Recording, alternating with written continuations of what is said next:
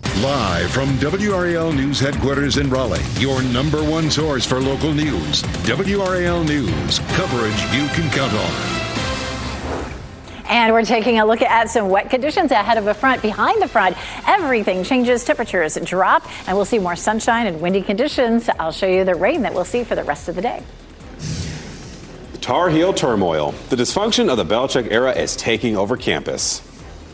And moving forward, a federal judge says Reverend William Barber's civil rights lawsuit can proceed. We have a lot of ground to cover here in this next hour. Good afternoon, everyone. I'm Renee Chu. I'm Chris Levingo. We'll get to our top stories in a second, but we got to talk about that next weather maker that Elizabeth has been tracking very closely, about that cold front that's pushing through. Yeah, this cold front, of course, ahead of it, it's been very warm and muggy. We have cloudy skies and just some very light patchy rain. As this front is moving eastward, it's really losing a lot of energy, even though there's plenty of moisture in the atmosphere. We take a look at what's happening right now on dual Doppler 5000 radar. Most of the light patchy rain is along and even east of I-95 right now, but with the front coming through still just to our west, we may see a bit more of that over the next couple of hours. As a matter of fact, we're seeing some light showers showing up in Sanford and then from Fayetteville in a line up toward Goldsboro and Wilson. We'll take a look at Futurecast, and you can see Futurecast shows that line that's in our southern counties stretching all the way up toward Rocky Mount and Wilson. We move it ahead and it's pretty quiet, especially once we get past 5 o'clock. Even between now and then, it's just an isolated shower or two. After that, we have the potential for an evening shower, maybe around 8 or 9 o'clock after dinner time, and then we're pretty much done with this. After that, we start to see some drying conditions. We'll take a live look at Durham. Actually, a few holes in the clouds, a little bit of clearing starting to happen there, but that's probably not going to last too long. 74 is our temperature and our dew point at 70. Our temperatures this afternoon will climb only into the upper 70s. So we're going to see clearing for tomorrow, a lot of sunshine, cooler temperatures, and then watching the weekend, which could be a very serious situation for the Outer Banks as a low pressure system develops. I'll show you whether it will affect us coming up. Elizabeth, thanks. Whenever weather is a concern, turn to the free redesigned WRAL weather app. It's powered by the largest and most experienced weather team in North Carolina. The Tar Heel turmoil during the Belichick era. An assistant coach is suspended after allegedly providing extra benefits to players. That's according to The Athletic. This all comes after a WRAL investigation about a divided culture in the UNC locker room. In fact, WRAL's Sean Gallagher is in Chapel Hill on this story. And Sean, you've been there for a bit. I mean, what's the vibe like on campus?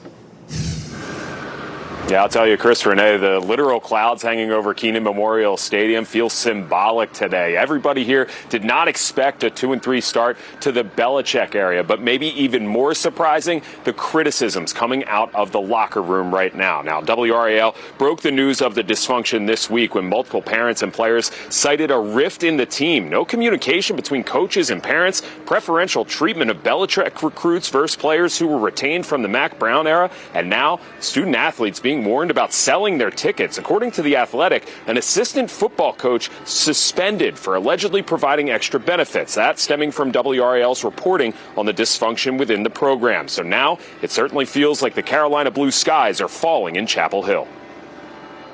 Campus is dead. Everyone is just kind of like walking home. No one really talks. You know, I met like a lot of alumni, a lot of parents, and they didn't want to talk about the game. I would say it's always a great day to be a Tar Heel. Unless we're standing in Kenan Stadium. What is the culture 5 games into the season? Yeah, I don't know yet, but that's just something hoping to wait out and see. Now, I have talked to a few students who aren't ready to hit the panic button yet, just 5 games into the season. They want to wait and see what happens. That echoes what Chancellor Lee Roberts said before the loss to Clemson, saying you can't judge what's going on after a few games or even after a full season. But patience clearly wearing thin here in Chapel Hill. Live on UNC's campus, Sean Gallagher, WRAL News. Sound like very honest opinions from those students. WRAL's Pat Welter broke the news of the divided locker room at UNC, a story now receiving national attention. Pat is back on the story again today, and you can join us for his updates on our news starting at 4 p.m. right here on WRAL. Breaking news, a big development in a story we've been following for nearly 2 years now. The lawsuit filed against AMC Theater by a local civil rights leader is moving forward. This lawsuit was filed last year by Reverend William Barber. WRAL's Ken Smith joins us now to explain the basis of this lawsuit. Ken. Renee, AMC asked to have that lawsuit dismissed. Today, a federal judge denied that motion and said the case can move forward.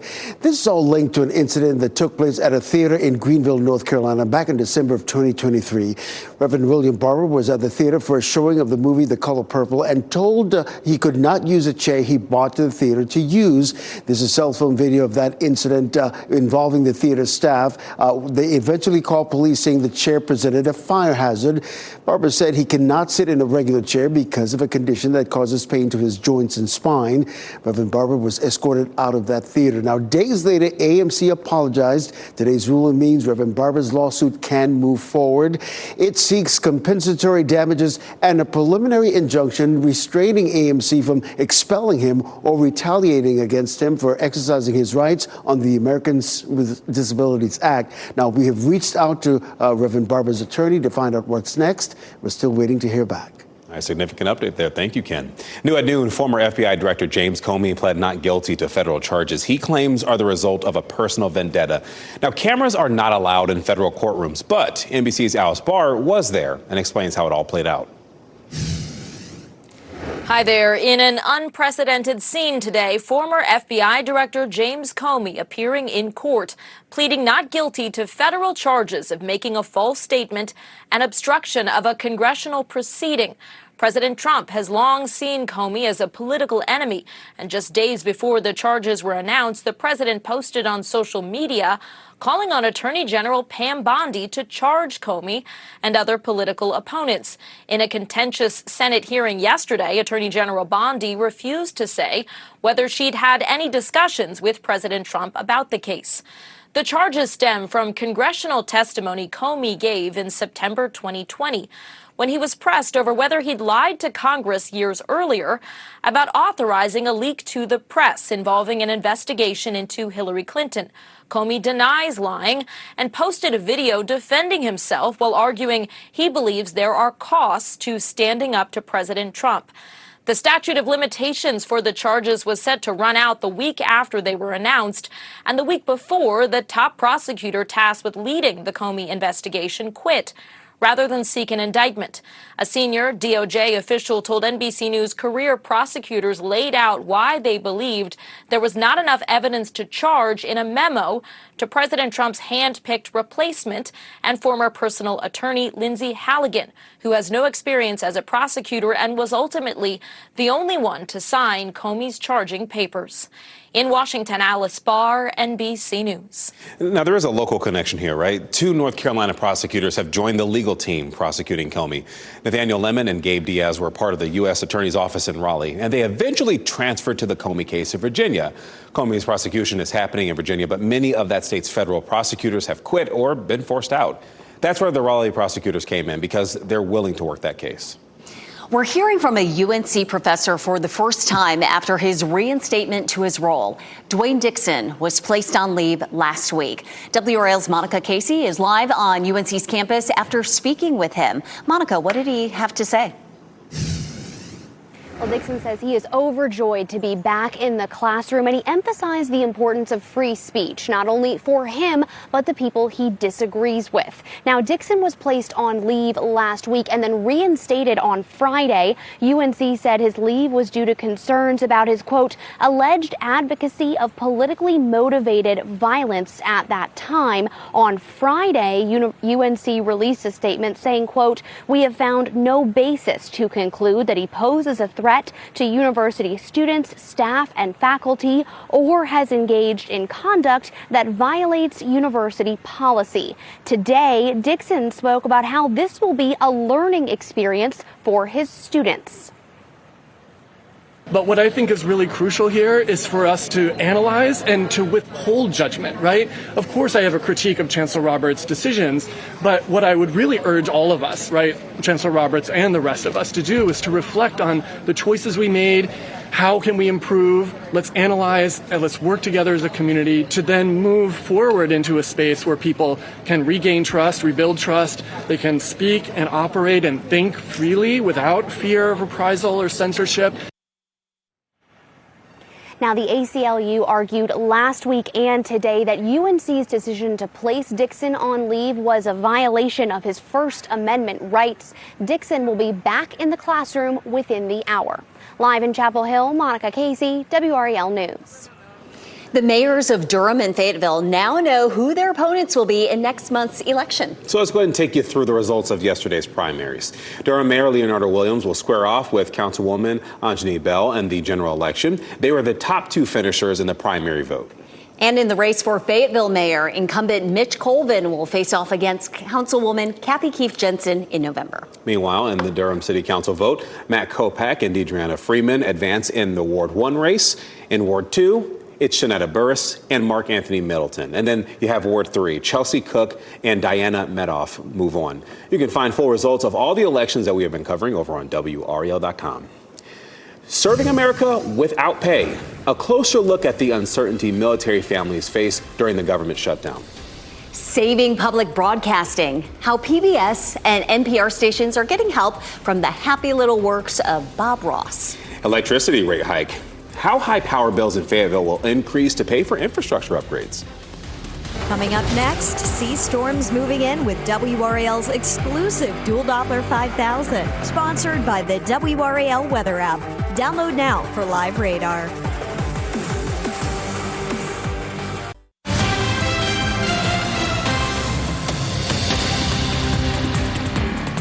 And happening right now in the WRAL Live Center, following some breaking news, a person has been arrested in connection with the Palisades fire, that deadly fire that happened in January that killed a dozen people in California. The news conference is happening right now with the LAPD. They say Jonathan Rindernesh, 29-year-old Jonathan Rindernesh, was arrested. They say families have carried so much grief from this. They're hoping this arrest will provide justice to the victims of this fire. The fire erupted on January 7th in the Palisades Highlands. It burned more than 23,000 acres in the Los Angeles area and destroyed more than 6,800 structures before it was fully contained on January 31st. An official cause is still under investigation. Michelle, thanks. Today, lawmakers will vote on another round of proposals to end the government shutdown, which is now entering its 8th day. Democrats and Republicans remain at odds over enhanced Obamacare subsidies. Some Republicans say Americans do not support giving furloughed federal workers back pay. Traditionally, all federal workers affected by a shutdown receive back pay. President Trump said yesterday that some federal workers don't deserve it. Senator Thom Tillis of North Carolina cautioned that not guaranteeing back pay would be poor political strategy. Let's get out of the shutdown. Let's negotiate the premium tax credits and not threaten or use this as a lever to actually create fear and uncertainty for people who are not making a paycheck in the next pay period. President Trump says he will soon announce which government programs he intends to permanently eliminate. Service members are expected to work without pay during the shutdown. Their October 15th check could be the first one they miss. The nonprofit Blue Star Family says less than a third of military families have an emergency fund. And there's also a high number of single income households. More than 20% of military spouses were unemployed in 2024. We are getting a look at stocks today. A bit of improvement over yesterday as the Dow Jones is up about 187 points there. We're going to, of course, check in a little bit later to see how things are ending when the market closes later at 4:30. Dolly Parton's sister says she didn't mean to scare anyone by asking for prayers for Dolly. Frida Parton posted on Facebook yesterday that Dolly, quote, hasn't been feeling her best lately. The post received 16,000 reactions and 4,000 comments. This morning, Frida posted again, saying she didn't mean to make it sound so serious and that she asked only because she, quote, believes so strongly in the power of prayer. Last week, Dolly postponed her Las Vegas residency until next year because of a medical procedure. The estate of painter Bob Ross is helping PBS stations make up for the loss of federal funding. Ross spent his career on public broadcasting stations teaching viewers how to paint from the comfort of their homes. Well, now his estate will place 30 of his original paintings up for auction. The proceeds will help stations with licensing fees for shows distributed by American Public Television. Congress eliminated more than $1 billion in funding for public broadcasting.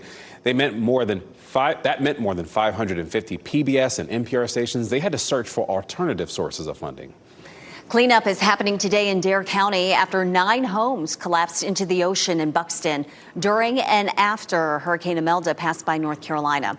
The county's debris removal contractor started picking up debris from the collapsed homes earlier this week. and will continue with the cleanup over the next few days. Now, the county manager says the cleanup is happening on an expedited schedule due to the potential of some dicey weather this weekend. Yeah, that's why we keep our eyes on the tropics, because we know that the effects it can have on our coast, Elizabeth.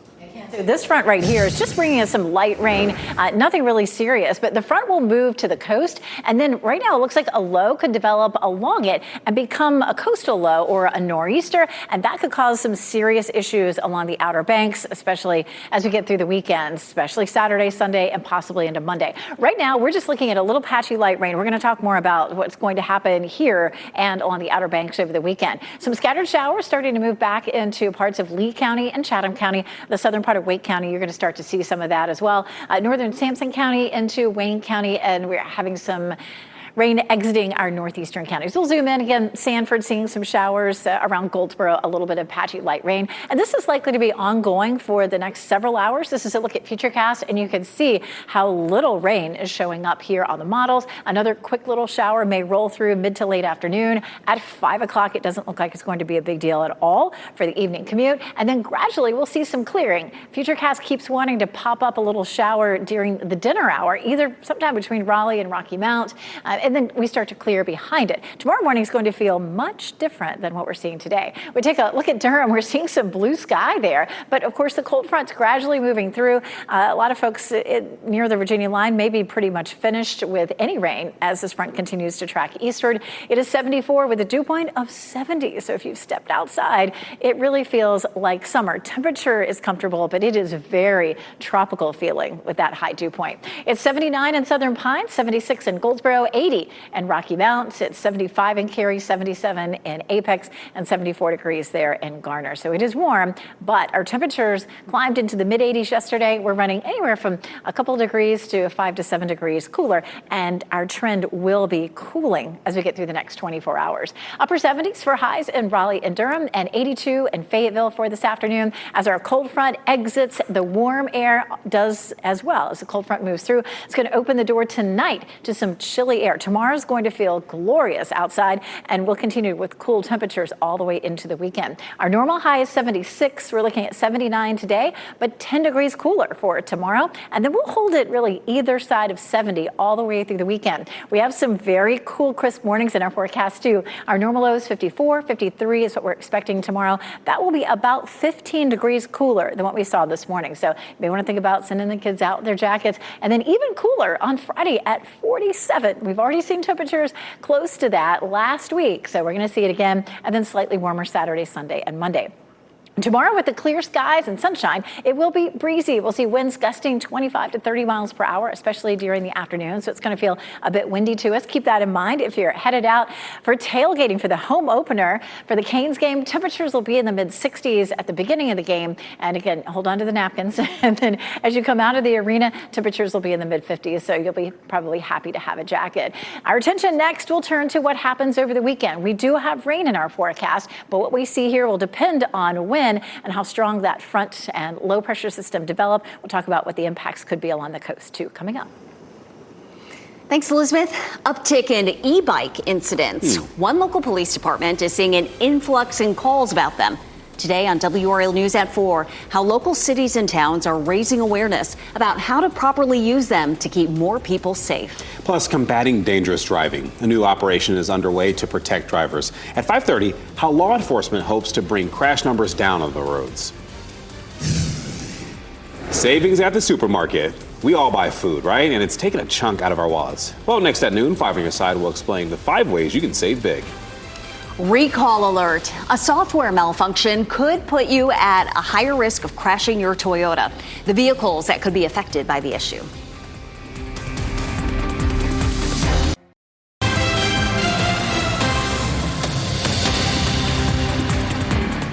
And happening right now in the WRAL Live Center, some sad news to share. Joan B. Kennedy, the former wife of Senator Ted Kennedy, has died. She was 89 years old. According to her obituary, she died peacefully in her Boston home.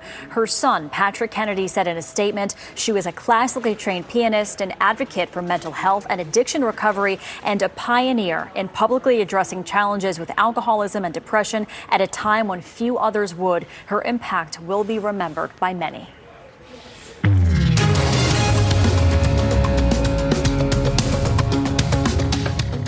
Between inflation and tariffs, well, the cost of what you pay to go grocery shopping, it's no joke. 5 on your side's Ashley Rowe explains 5 steps that you can take to save big on your next food bill.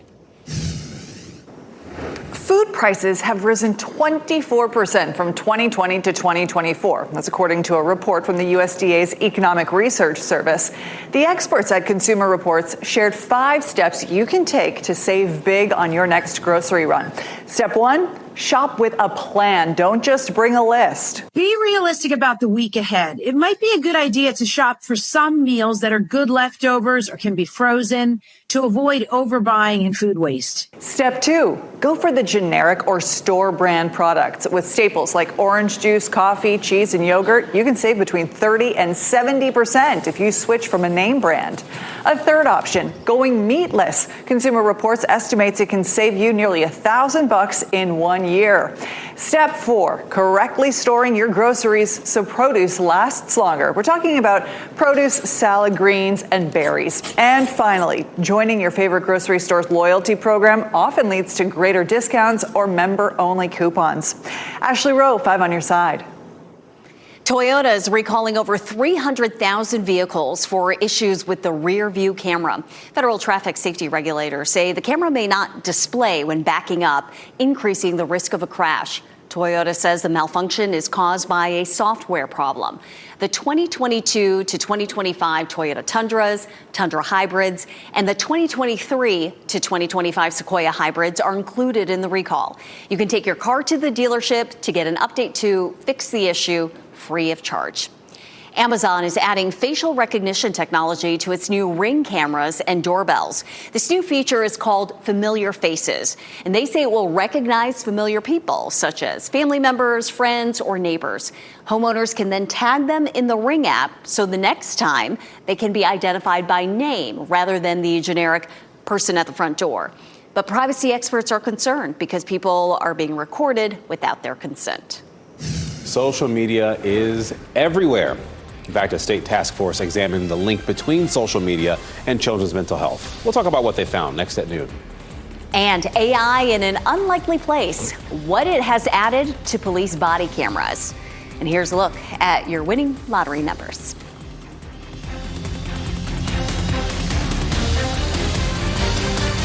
Shot in 4K ultra high definition. Your number 1 source for local news. WRAL News. Coverage you can count on. Now to an update on a deadly crash that slowed the morning commute near Nightdale. If you were watching our morning news, you saw the aftermath play out along US 64 West near Lizard Lick Road. Actually, Ali Kadivar spent hours on scene in the WRAL breaking news tracker as teams removed debris at that site. That deadly crash impacted traffic here on US 64 for nearly 4 hours. And you can see why. This is video from the WRAL breaking news tracker. You can see crews, they're trying to strap the car back together just in order to tow it away. That car is destroyed. The roof is missing. Listen to this police radio traffic of what first responders saw as they showed up to the scene. It's 64 westbound, just Lizard Lick. Vehicle is on fire in the trees. Units from Medic 63, we have a car fully engulfed into the trees. And when we got here around 3 this morning, we saw that tree wedged in the front of the car. We're working to find out what led up to this crash. Reporting in Wake County, Ali Kadivar, WRAL News. Our breaking news tracker also checked out a motorcycle crash in Raleigh. That happened on South Saunders Street near Grissom Street, but no other vehicles were involved. We are working with Raleigh police to learn more information and the condition of the motorcyclist. And back here in the WRAL Live Center, UNC is celebrating one of their faculty members. They're celebrating Nasbaran Desgupta. He won the MacArthur Fellowship Award grant, also known as the Genius Grant. He was awarded the grant for his multifaceted approach to the opioid epidemic, applying science in real-world scenarios to reduce the number of people dying from drug overdoses. He is an innovation fellow at the UNC Gilling School of Global Public Health. He is also a senior scientist at UNC Injury Prevention Research Center, and he's also the leader of the UNC Street Drug Analysis Lab. So congratulations to him. Michelle, thanks. A state committee tasked with cutting down on child deaths in North Carolina focused on an eye-opening topic today, social media. WRAL state government reporter Will Doran covered today's child fatality task force hearing. Will, what's the connection here between childhood deaths and social media? Well, Renee, in the last decade, nearly 500 children in North Carolina have taken their own lives, and that's an average of one suicide every single week. Now, obviously, social media isn't a factor in every suicide, but the experts that we heard from today believe that more kids are getting addicted to social media and that is having deadly consequences. It's not just cyberbullying and gossip. They say it's also the algorithms that the companies use to push certain things to kids, and critics feel those algorithms fuel eating disorders, anxiety, and other mental health issues. So, Will, is there anything the state is doing to fight this? Yes, well, North Carolina has already filed some lawsuits against social media companies like TikTok, Meta, which owns Facebook and Instagram, and the companies have denied the claims that the state is bringing against them. But also, advocates are happy about a new law that Governor Josh Stein has signed into law this summer to ban cell phones in schools. It should help with academics, of course, but the hope is also that it'll cut down on the amount of time kids spend on social media. So what's next? Is this task force making more recommendations for change? Yeah, Renee, the Child Fatality Task Force that we have here in North Carolina makes plenty of recommendations to the state legislature for things like new laws, new spending on school psychologists, to cut down on child deaths. That is their goal. However, they noted today that the legislature actually hasn't acted on any of its requests in the current legislative session. Now, part of that is because of the legislature's failure to pass a new state budget, but it also goes back to lobbying efforts by social media companies to block some of the proposed legislation, like stronger rules for keeping young people off of social media. Certainly a big concern for families, children, lots of moving pieces to watch between those lawsuits and whether the state legislature might also take action. Will, thank you for your perspective and giving us an update on that. For more of his coverage on this, head online to the NC Capitol section of WRAL.com. A state-level version of President Trump's Department of Government Efficiency also meets today in Raleigh. Republican state lawmakers set up their own committee on government efficiency. They did so following lead from DOJ's effort to cut government costs. WRAL state government reporter Will Doran, who you just heard from a little bit ago, says this state-level effort will take more time than at the federal level. And so far, the state committee has also been much less active than the federal DOJ group. Today's meeting will be just its second since being formed in January. And you can also go to WRAL.com to learn more about that. People in Fayetteville will soon see their utility bills going up. The city won approval for the rate hikes to pay for $163 million worth of upgrades to the city's infrastructure. It includes replacing old water and sewer pipes, improving electrical systems, and expanding water and sewer access to new areas. The rates are going up, water, sewer, and electricity, each year from 2026 through 2030. It's going up anywhere from 2 to nearly 6% per year.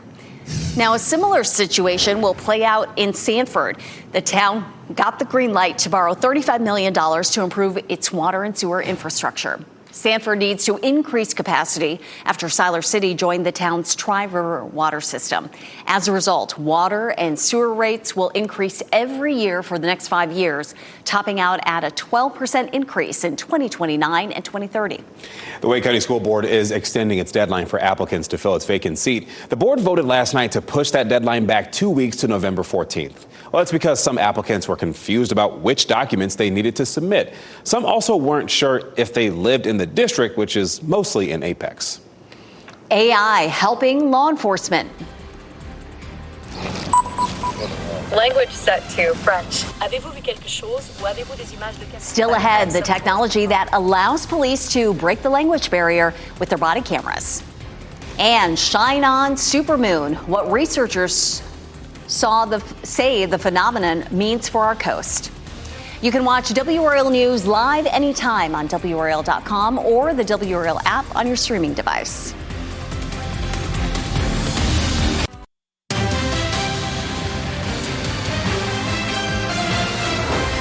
Our teacher of the week is carrying on the legacy of educators in her family. Ken Smith takes us to Glen Elementary School in Durham to surprise a very deserving kindergarten teacher. Raise your hand. Who else wants to share? I love your beautiful pictures. Every time Nancy Gonzalez walks into her kindergarten classroom at Glen Elementary School in Durham, Stephon, what did you see? she is living out a childhood dream. I used to set my stuffed animals out and I would pretend that they were my students. So I have always known that I was going to be a teacher. And right there on her classroom door is a picture of Miss Gonzalez as a kindergartner. I mean, the caption says it all. Loving kindergarten since 2004. Enséñale a tu amiguito lo que dibujaste.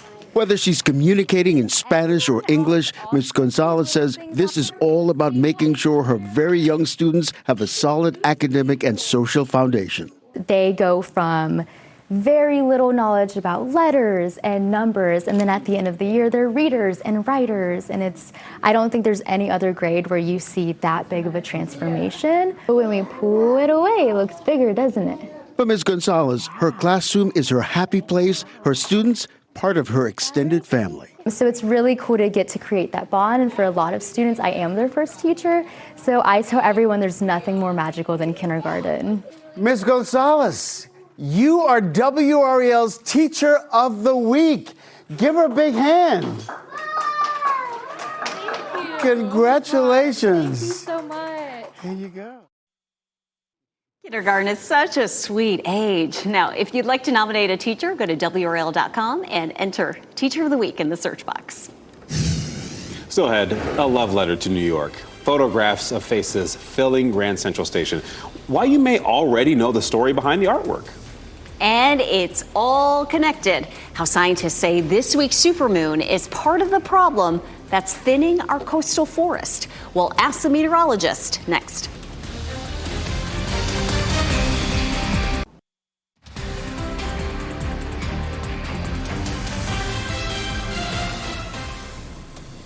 Welcome back. A look at Carolina Beach there. Well, a new use for AI helping police improve communication. Body cameras can now pull double duty as a translator. Listen to this. What was taken? Qu'est-ce qui a été pris? Ma tablette était volée et quelques outils dans la voiture. My tablet was stolen and some tools in the car. The Axon Body 4 can translate among 50 or so languages. Every officer in East Lansdowne has been issued one. The technology allows police to communicate clearly without waiting for the services of a translator. Very useful. A well-known social media account comes to life in New York City. The installation called Dear New York has taken over Grand Central Station. Photographs of New Yorkers hanging from every wall, along with the stories those people want to tell. It's the work of Brandon Stanton. If you don't know him, he's the photographer behind the Humans of New York handles. Stanton said he paid to remove ads from the station so viewers could see his point without distraction. All of humanity is here, the entire world, and we're all crammed together in subway cars and on the same sidewalks, and we annoy each other and we yell at each other, we curse at each other sometimes, but it works. You know, this city works. And I put it into something that I thought was special and beautiful and artistic. Not seen that page yet. I mean, just raw human stories. It's really strong.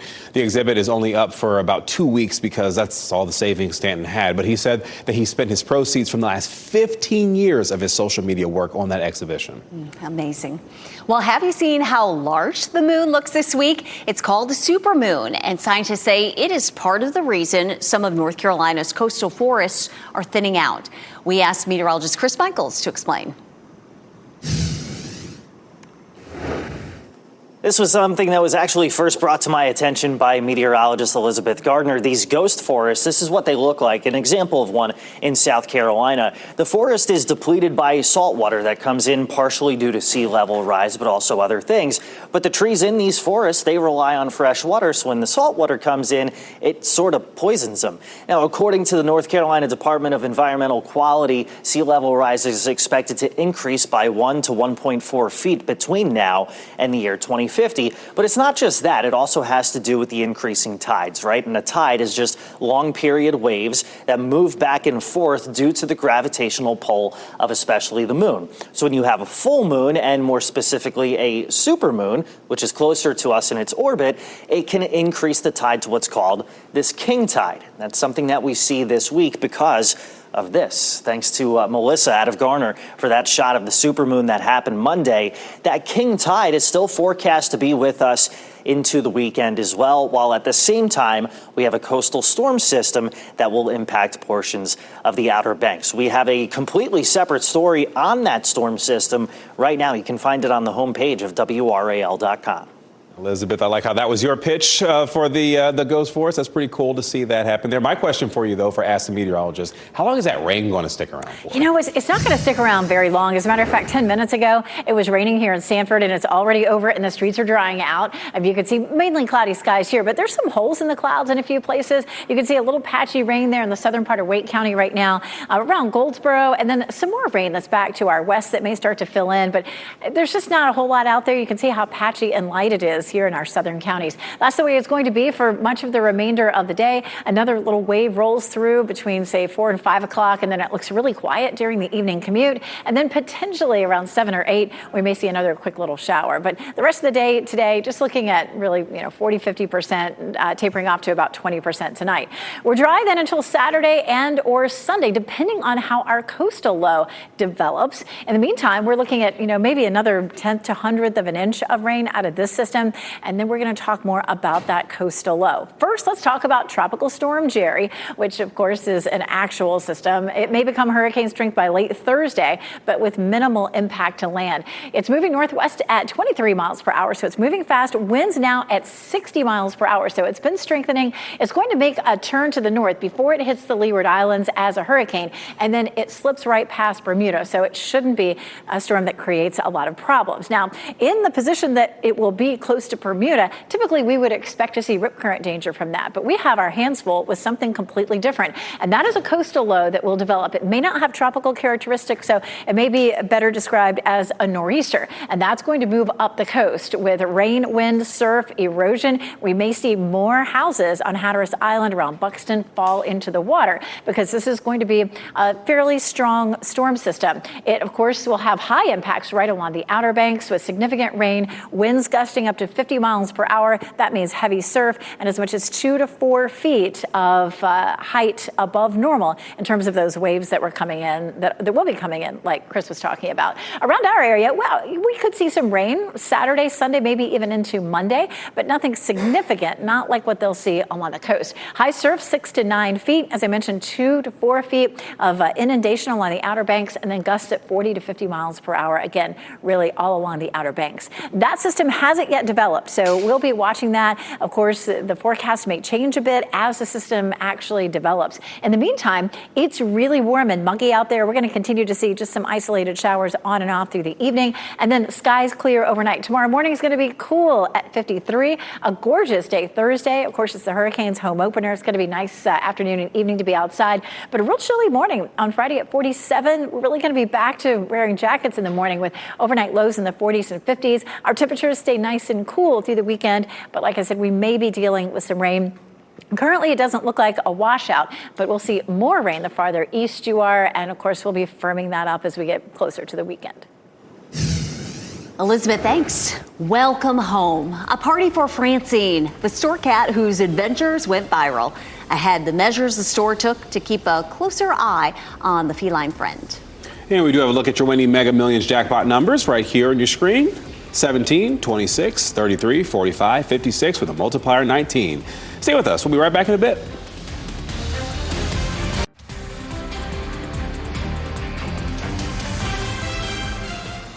As we wrap things up, here's a look at a few of the headlines we're following today. One person was killed in a fiery crash this morning, and that happened on US 64 near Lizard Lake Road. A tow truck was seen removing a badly charred car from that scene around 6 a.m. We are working to learn more about the victim and what led up to that crash. Civil rights leader